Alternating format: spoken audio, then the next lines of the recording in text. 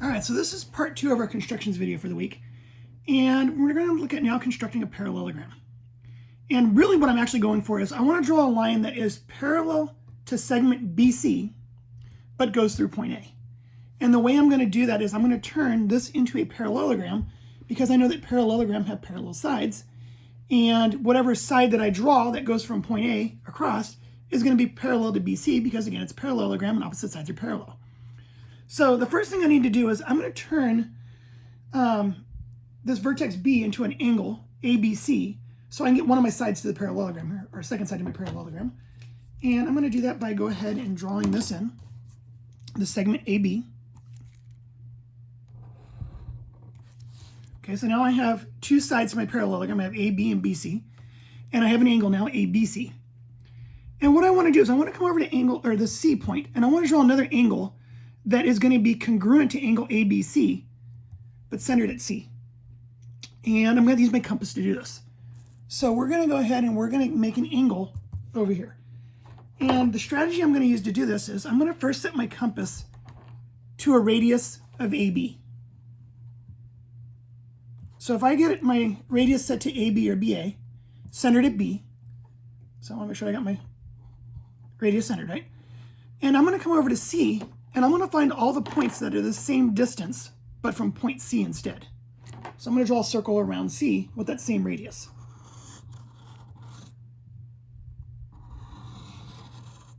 Okay. And then I'm going to draw a new circle, and this new circle is going to have a radius of length BC, because those are all the points right now that would be the length of this first side. Well, let's find all the points now that would be the same as the length of the other side. So we're going to set the radius now to BC.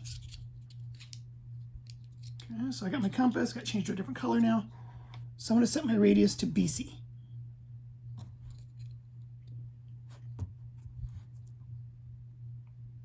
Okay. Sorry, my compass is a little bit loose here. Okay, and I want to make sure that this is set right. So draw a little arc. Okay, yeah, we're good.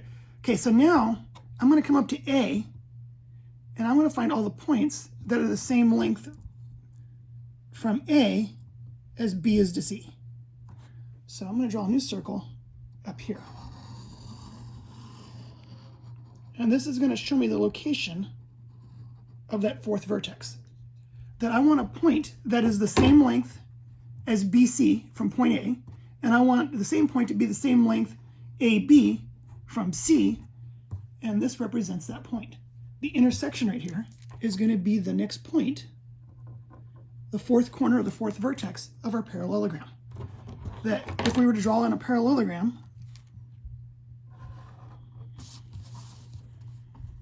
I know that this last side right here is going to be parallel to our given line going through point A, because opposite sides of a parallelogram are going to be parallel.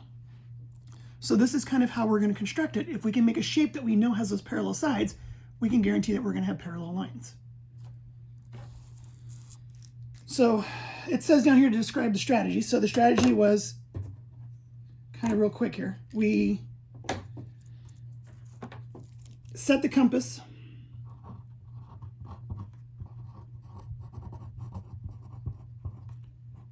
to radius AB and drew a circle centered, or draw a circle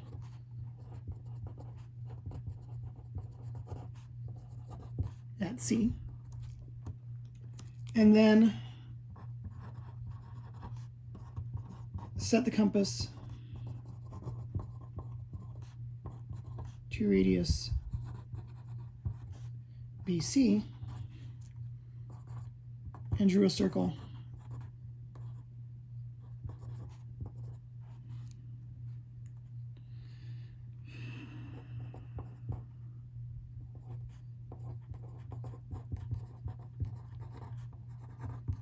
at A. Now I did forget a word. We're going to draw a circle. Sorry, make sure you fill that back in. Draw a circle centered at C. So I've got my compass. I set it to the first radius, drew my circle, reset my compass to the new radius, draw the second circle, and then what I was looking for was find the point of intersection.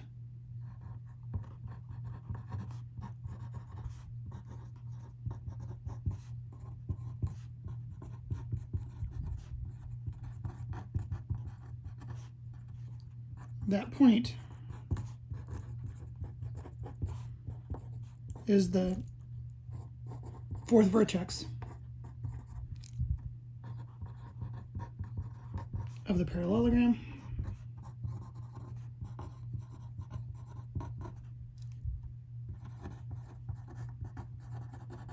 Right. And that's how we're going to guarantee that we have those parallel sides.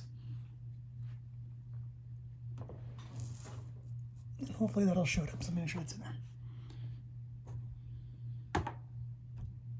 All right, so we got that one. If you need to finish copying down, pause the video and you can get it. All right, let's go into a fairly complex one. Let's get into the hexagon. We're going to take, and we're going to look at this hexagon. And based on a previous Apex lesson, we had looked at a regular hexagon, or any polygon that's regular, can be deconstructed.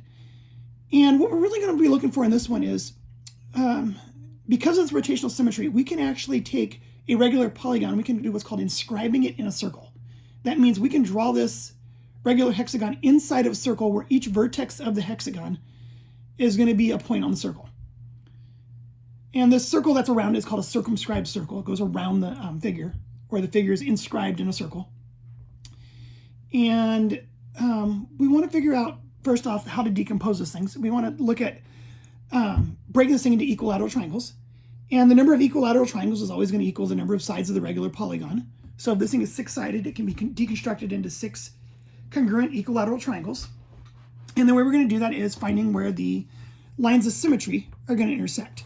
So if we connect these opposite vertices here across the figure as we go around, and there are 3 lines of symmetry that we're going to use with the vertices. And these are just the ones from the vertices that I'm using right now because they're easy to find. If I look at those points, where they intersect, this could be the center of my circle that is going to circumscribe this polygon. So if I take my compass now and set it to a radius equal to one of the sides of these triangles, okay, that is from the new center to a point on the one of the vertices of the hexagon, I can now draw a circle, and you're going to notice that each time this thing goes around, it's going to hit every vertex of the hexagon. And this is either a circumscribed circle or an inscribed polygon, the way I'm drawing this.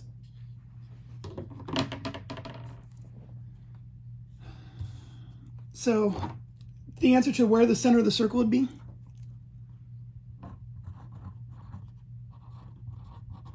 that's what we just did. The center of the circle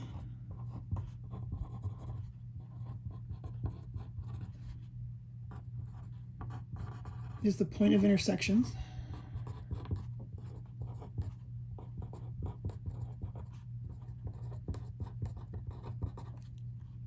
of the lines of symmetry of the hexagon.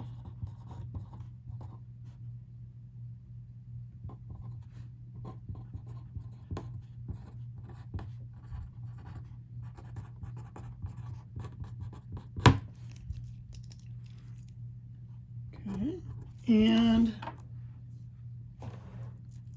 this next one asks us, the 6 vertices of the hexagon lie on a circle in which the regular hexagon is inscribed, which we just drew above. And the 6 sides of the hexagon are called chords. Chords are pieces that touch 2 points on the circle. So they're inside the circle, they can't go beyond the circle. So they're starting and stopping on the circle itself. And they want to know, how do the lengths of the chords relate to the lengths of the radii of the center of the circle? So basically, how are the chords related to the circle itself? And what we want to be able to do is look at how we can justify in the picture. So the chords would be from point to point, right? This is a chord, this is a chord. They're segments that start and stop on the circle, right? Another chord, another chord. Each one of those sides of the hexagon is a chord in the circle, and they want to know, how does it relate to the circle itself?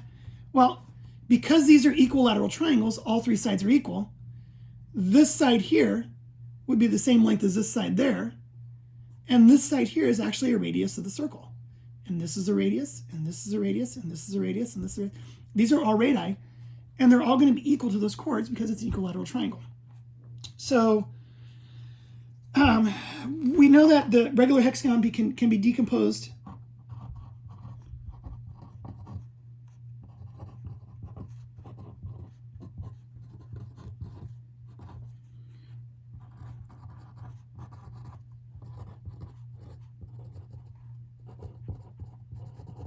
into 6 congruent equilateral triangles.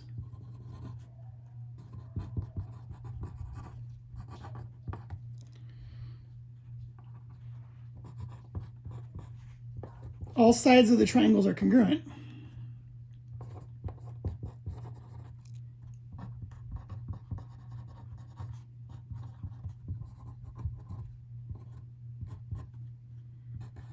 Because they're equilateral.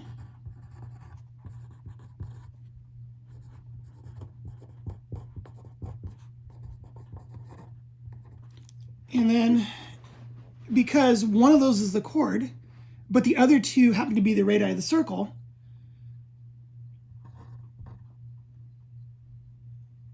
so we know that the chord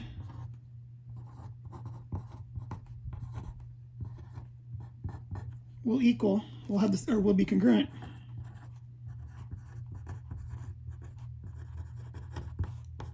to the radius of the circle,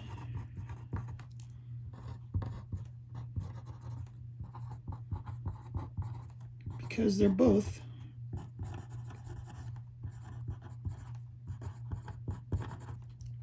sides of the equilateral triangle.